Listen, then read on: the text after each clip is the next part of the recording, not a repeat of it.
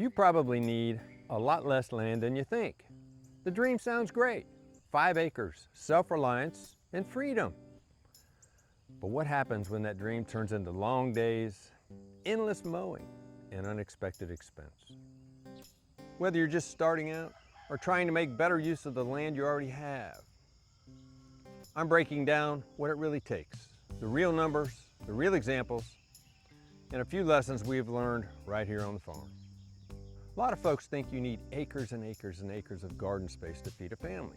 Truth is, you can grow a year's worth of vegetables for 4 people on less than a quarter acre, assuming you plant it and work it right.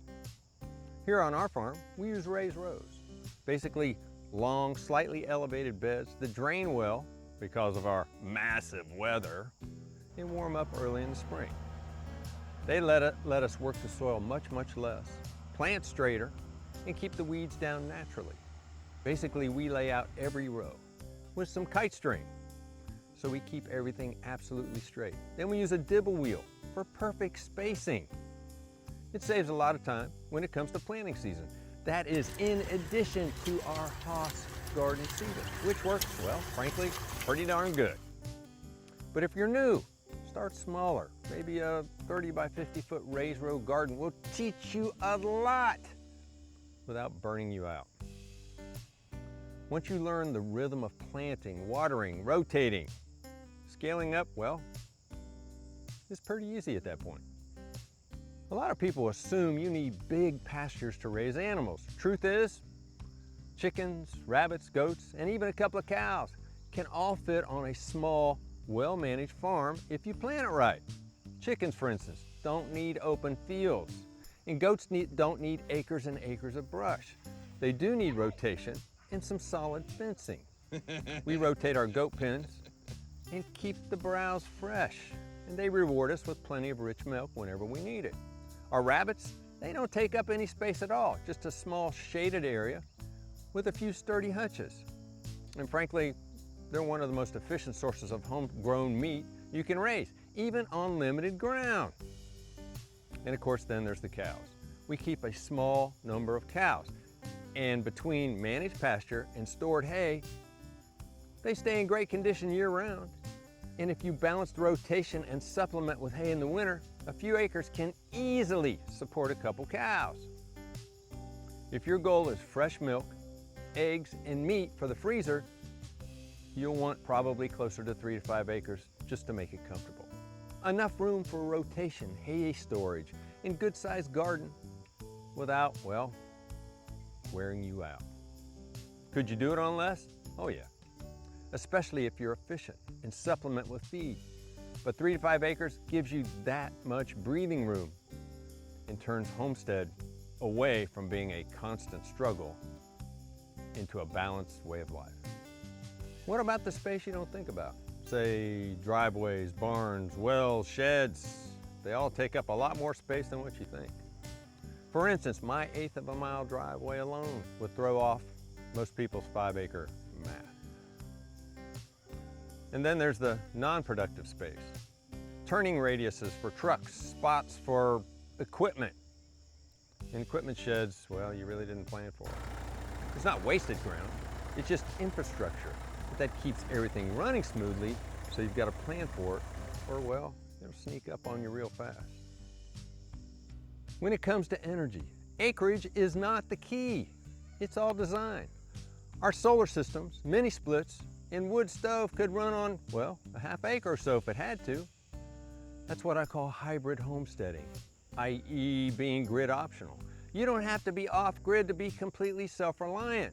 You just need systems that keep your essentials running no matter what the power company decides to do. If you look at the array behind me, that was an additional small array that I put in to run a small mini split that went in our master bedroom. None of it was planned. We just thought we'd like to have it warmer and cooler when we needed it to be throughout the season. Nonetheless, it was all space that wasn't accounted for or allocated for, yet here we are. Look, if I had to give you a number, I'd say probably 3 to 5 acres is the sweet spot for most people. It's enough to grow food, raise some small livestock, and have a little bit of breathing room without turning maintenance into a full-time job. Bigger land can be a blessing, but only if you have the time, energy, and resources to management. For a working family, smaller setups are usually more productive because they're more sustainable. Look, one of the biggest factors of how much land you need is your climate. Here in West Tennessee, we've got a long growing season. We have plenty of rain, way too much most of the time, and grass that bounces back really quick. So we can raise a lot of food and critters on fewer acres. But if you live, say, out west, where rain is scarce, you're going to need a lot more land per animal just to make up for dry forage. And up north, shorter seasons mean bigger gardens or extra hay storage for winter feeding. Wherever you are, the key is learning your local climate and how much it gives and how much you're going to have to work around it. Look, it makes a big difference to know what each acre will produce year after year after year. At the end of the day, most folks chasing this lifestyle really aren't after that much land. They're after the freedom. Freedom from high grocery bills. Freedom from unreliable systems. Freedom from being at the mercy of things you can't control.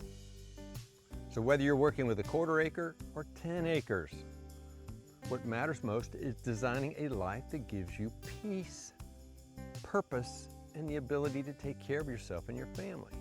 It's not about size or anything else. It's about what your homestead can give back to you. If there's one thing I've learned, it's that self-reliance isn't about acres. It's about resilience. You don't need 5 acres to live this life. You just need a plan that fits your goals, your time, and your heart. So start where you are. Use what you've got and grow from there. If this video helped you rethink your goals, please like, subscribe, and hit the notification bell. And until next time, I'll see you down.